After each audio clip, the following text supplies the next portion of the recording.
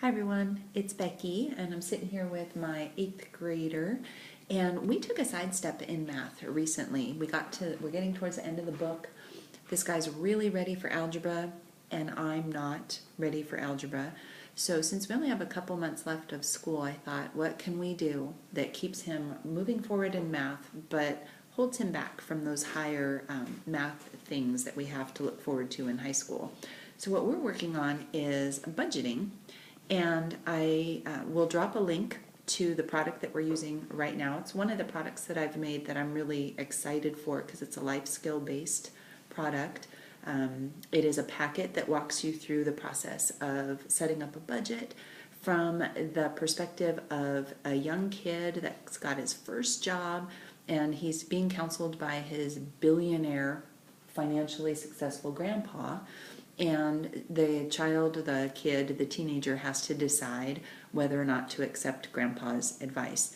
So today, we're actually going through rent, and grandpa has suggested that you don't extend yourself how far into your budget?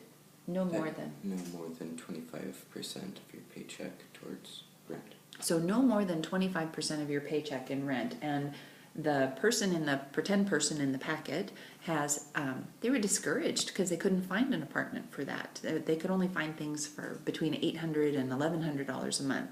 So when he found an apartment for $700, he jumped on it. But what is $700 of this child's income? What percentage is that? 40% of his paycheck. And what did Grandpa suggest? 25%. And so Grandpa encourages this kid to keep looking for an apartment. And why was that good counsel? Because if he jumps into it without thinking, then he doesn't give himself enough time to think through the benefits and consequences, and doesn't. And of course his father has to be a successful businessman in order to become a billionaire. Right. And what would happen if he pays for an apartment that's 40% of his income versus what Grandpa said? Gosh, you should really go for 25%. What's going to happen to his overall budget? It's going to, if he isn't careful with his budget, then he will more than likely go into debt and may even not be able to eventually afford that apartment. Exactly. So the next thing on here is that the kid is not going to take his grandfather's counsel and he's going to jump in and sign a 1-year lease. Is this a good or a bad decision? It's not a wise decision, that's definite, because he didn't take enough time to think it over or look at the wisdom of his grandfather's words. Right. So we wanted to share this with you because this budgeting packet walks you through all the categories within setting up a budget. It goes through donations, savings, rent, utilities, food, insurance, gas, phone, internet, entertainment, everything.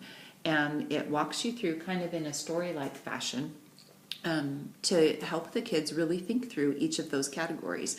And it's been really good so far. So yes, I wrote it, so I like it because I wrote it, but it's been really good to go through with the boys. So I'm going to drop a link to it at the bottom of this video or in the comments, and have fun.